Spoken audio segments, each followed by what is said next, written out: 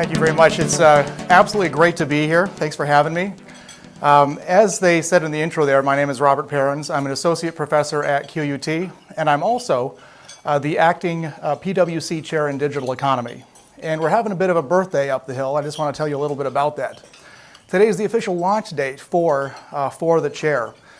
So we're very excited about this new development. And it's great to have a room full of people who are as excited about digital economy types of things as we are. But I want to point out something I thought was a bit interesting when it occurred to me. As excited as we all are by this digital economy thing, it is almost certainly true that 20 years ago, this discussion didn't happen. The topic didn't exist. 10 years ago, it's probably true that it mostly didn't happen, but definitely 20 years ago, it absolutely wasn't on any of our radar screens. And what that tells me is that something is afoot here. Changes are happening. They're coming at us fast and in a way that is profound and clearly deserves a lot of our attention. And so it kind of begs the question, how did we get to this place? I'd like to draw your attention for a second to that crazy little ritual most of us do before we sit down for lunches like this and venues like this, where you kind of pull a device like that one out of your pocket, or maybe it's out of your purse, or maybe you've got an iPad or something, and you turn down the ringer volume, or maybe you put it in flight mode or whatever you do, but you do something to kind of just suppress the noise. But here's what's different, what we do with that ritual now versus what happened 20 years ago. 20 years ago, you turn that thing off, that's it. You were checked out. You were officially not participating in anything vaguely digital at that point. And the data just stopped. What happens now is that even though you might turn the ringer off, the data never stops moving. There's data inbound to you. There's data outbound from you, even while we're sitting here enjoying our lunch. There's data swirling around you, about you, even without you being consciously a part of it. You've been leaving little data litter trails all over the place in the form of what you buy, what you like, geospatial data about where you're going, and all of this stuff. And it's absolutely changing everything. There are a few technologies, I'm not going to talk about all of them, but I kind of will give you just the highlight reel here. There's a few technologies that have contributed in a very meaningful way to this. First of all, the internet grew up. Let's be honest, if we think back to the internet 20 years ago, pretty much the coolest thing we could expect to get out of the internet back then was a funny movie of a cat that could play the piano. But it's matured. It has become reliable, and the security is there, and we've improved our ability to kind of go rifling through that haystack looking for the needle. We've improved the searchability of the thing. So we're getting much, much more functionality and usability out of the internet than we could before. Indeed, I don't think it would be a stretch to say that we can treat it like a utility now, much like we do water and electricity.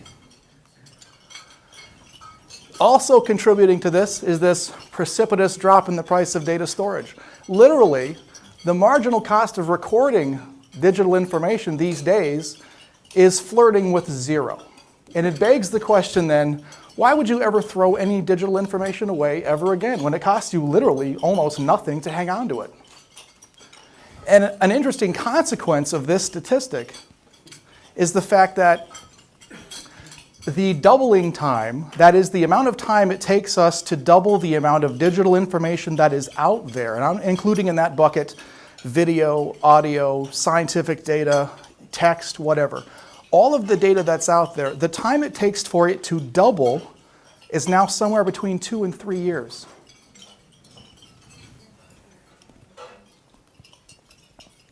And let's talk about the dramatic increase in the availability of computing power. Now, I'm an engineer by training, and so I get really excited when propeller head guys like me look at things like this. This behind me is a figure that is known in engineering circles as Moore's Law.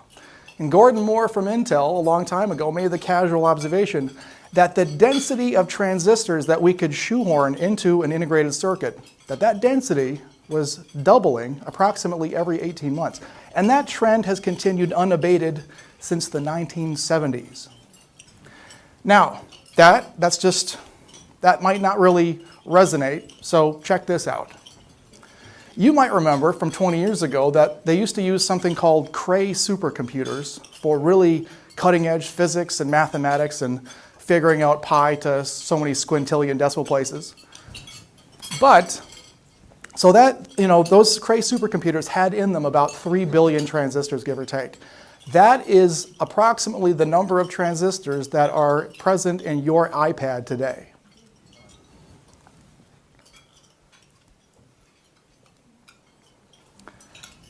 Breakthroughs in mathematics. There was a time when we needed data to be clean, crisp, orderly, not a lot of holes, not too many blemishes. We needed the data to kind of step up so that we could make proper analysis of it. Well, our clever friends in the mathematics departments have been working really hard on this stuff. And what we can get away with now is we can throw at these problems gooey gobs of rough, incomplete data. We can pull together data sets that were completely disparate and never designed to actually be put side by side. And by kind of rummaging through those disparate data sets, we are discovering amazing trends and relationships that are surprising us and that we never expected to find. And how about that cloud computing? You used to be confined to whatever computing capacity you had in your pocket or in the computer in front of you. And now this changes everything on that one, because basically all you need is a portal to out there, and you can access all of that computing power that is out there. In fact, you don't even have to buy it on a long-term basis. You can just rent it in an a la carte fashion. And it's not just about the technology in and of itself. We're seeing social kinds of adjustments in our society. The emergence of digital natives. Some people, especially the young folks, and I think that with a hairline like this, it's time to let go. I'm probably not in that group. But those folks seem to have an intuitive grasp of these technologies in a way that their predecessors did not. So we're seeing that trend also unfolding. So here's what's interesting about this to me. One at a time, each of those technological changes that I was just talking about, they're kind of impressive. But the coming together, the confluence of all those changes, that is bringing about a kind and type of magic that I don't think any of us anticipated. None of us saw this coming. And the biggest change in one word is connectivity. We're seeing a profound change in how people connect to other people. We're seeing a change in how businesses connect to their customers, how businesses connect to other businesses, and how governments can connect to their citizens.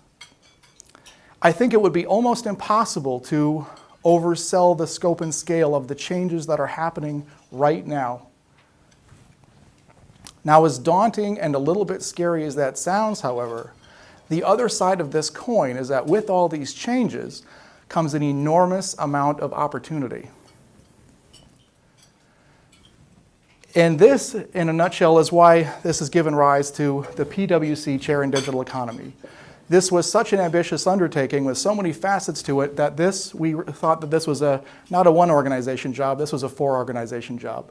So we've brought together the collective resources and people of QUT, PwC, Brisbane, and the Queensland State Government. Broadly speaking, here's what we're trying to achieve with that chair. It's not going to be just about academia. Of course, we are trying to push the vanguard of knowledge and create new knowledge out there. But it also has a very strong pragmatic component that cuts right through the middle of it. This is going to be very industry relevant stuff, while also be academically exciting. And there's also going to be a strong teaching component to it, because we're trying to cultivate the digital minds of tomorrow.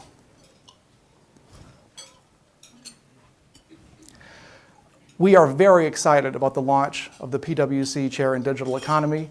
It would be our pleasure to hear from you and to connect with like-minded folks who are in this room right now. And please feel free to reach out to us via any of these avenues that you see on the screen here.